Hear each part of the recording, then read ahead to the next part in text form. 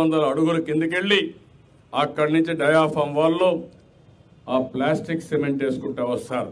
Plastering కూడా దాంట్లో ప్రత్యేకమైన టెక్నాలజీతో అలాంటిది చేసుకుంటూ వచ్చి అవన్నీ పూర్తి చేశారు. దీనికి ప్రత్యేకమైన టెక్నాలజీ ప్రపంచంలో 1-2 కంపెనీలు చేస్తాయి. జర్మనీ నుంచి ఆ కంపెనీని తెప్పించి బాబర్ అనే కంపెనీ 2 సీజన్లో పూర్తి చేయించాం. ఇప్పుడు జెట్ గ్రౌటింగ్ జరుగుతూ ఉంది. అది కూడా 25వ తారీఖు డేట్ పెట్టాను. అది కూడా పూర్తి అయిపోతుంది. జెట్ గ్రౌటింగ్ కూడా ఏదైతే డయాఫామ్ వాల్ పూర్తికి కిందికి వెళ్లాలో దానిపైన దీనికి సపోర్ట్గా జెట్ గ్రౌటింగ్ కూడా జరుగుతుంది. అది కూడా పనులన్నీ పూర్తి అయిపోతున్నాయి. 25కి పూర్తి చేస్తున్నాం. ఇంకొక పక్కన మీరు చూస్తే ఏదైతే సెప్టెంబర్లో మీరు మొత్తం గ్యాలరీ వాక్ కూడా పెడుతున్నాం అంటే ఆ ప్రాజెక్ట్ అంతా కూడా ఒక స్టేజ్కి వచ్చి కాలమ్స్ కానీ కన్స్ట్రక్షన్ కానీ స్పిల్వే అన్నీ వస్తే మధ్యలో ఒక సొరంగంలో ఒక పాత్వే ఉంటుంది అడవడానికి, మెయింటెనెన్స్ కానీ అన్నింటికి. అలాంటి దానికి టెక్నాలజీ కోసం దాన్ని పెట్టాం. అది ఉంటుంది అన్ని ప్రాజెక్టులో. గ్యాలరీ వాక్ సెప్టెంబర్లో పెడుతున్నాం. ఫస్ట్ మండేన. అక్టోబర్లో ఫస్ట్ గేట్ కూడా ఎరెక్షన్ స్టార్ట్ చేస్తున్నాం. ఇది ఒక ఉద్యమ స్ఫూర్తితో ఒక యజ్ఞం చేసినట్టు చేస్తున్నాం. ఆ విషయం మీరు గుర్తుపెట్టుకోవాల్సిన అవసరం ఉంది. ఈరోజు రాష్ట్రంలో ఎక్కడా నీటి సమస్య లేదంటే ఒకప్పుడు తాగడానికి నీళ్లు కిలోమీటర్లు తరబడిపోయేవాళ్ళు. ఈరోజు ఆ సమస్య లేదు. ఒకప్పుడు పంట వేయాలంటే నీళ్లు లేకుండా కరువు రావడం, ఇంకో పక్క తుఫాన్ రావడం, ఒక పక్క కరువుల్లో పంటలు ఎండిపోతాయి. తుఫాన్ సమయంలో నీళ్లు ఇస్తాం, అలాంటప్పుడు తుఫాన్లో పంటలు కొట్టుకుపోయే పరిస్థితి వచ్చింది. ఈ 2 కూడా అధిగమించే పరిస్థితికి వచ్చాం. ఇలాంటి వినూత్నమైన పనులతో మనం ముందుకు పోయినప్పుడు మీలో కూడా ప్రతి ఒక్కరిలో ఒక చైతన్యం, ప్రజాస్వామ్యానికి కావాల్సిన చైతన్యం కావాలి. ప్రజల్లో అవగాహన పెరగాలి. మీలో మంచి చెడులు విశ్లేషణ చేయాలి. దానివల్ల చాలా వరకు ఉపయోగపడే పరిస్థితి వస్తుంది.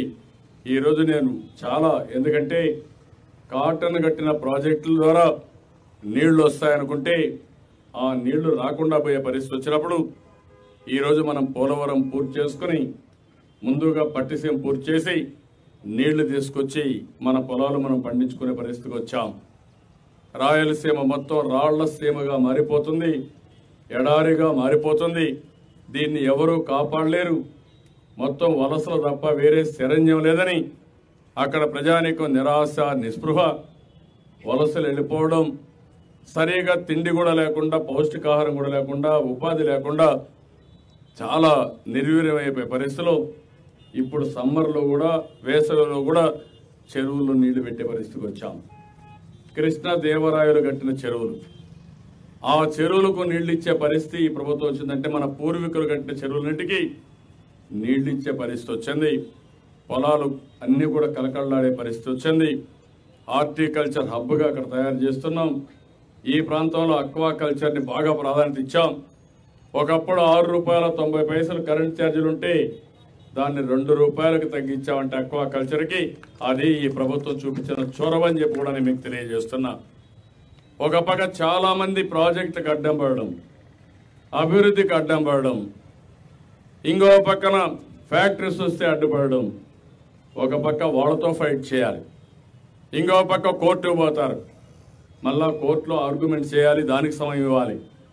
ఇంకో పక్క కాంట్రాక్టులు ఒకరిద్దరు కొన్ని పరిస్థితుల వల్ల చేయలేకపోతే వాళ్ళపైన మళ్ళా ఒత్తిడి తీసుకురావాలి. ఫైనల్గా ఈ ప్రాజెక్టులన్నీ పూర్తి చేసి మనం సంపద సృష్టించడం, మన పిల్లలకి భవిష్యత్తులో ఉపాధి కల్పించడానికి పెద్ద ఎత్తున ముందుకు పోతున్నామని చెప్పి కూడా నేను మీకు తెలియజేస్తున్నాను. నిన్ననే నీతి ఆయోగ్ కూడా ఒక అసెస్మెంట్ చేశారు. మీ అందరికీ ఒక ఆలోచన ఉండాల్సిన అవసరం ఉంది. దక్షిణ భారతదేశంలో తమిళనాడు, కర్ణాటక ఉంది. నీటి కోసం ఎంత బాధపడుతున్నారో, ఎంత కొట్లాడుకుంటారో మీరే చూశారు.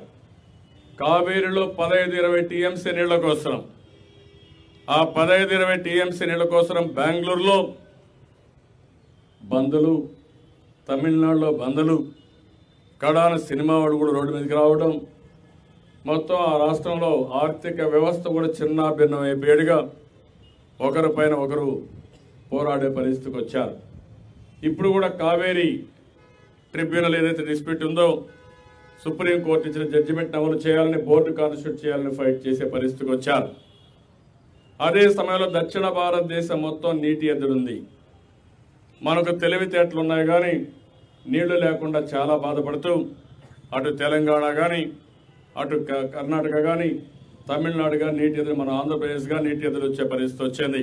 ఏంటండి, వీడియో నచ్చిందా? అయితే ఓ లైక్ వేసుకోండి, లేదంటే ఓ కామెంట్ చేయండి. ఎప్పటికప్పుడు మా వీడియోస్ చూడాలంటే సబ్స్క్రైబ్ చేసుకోండి.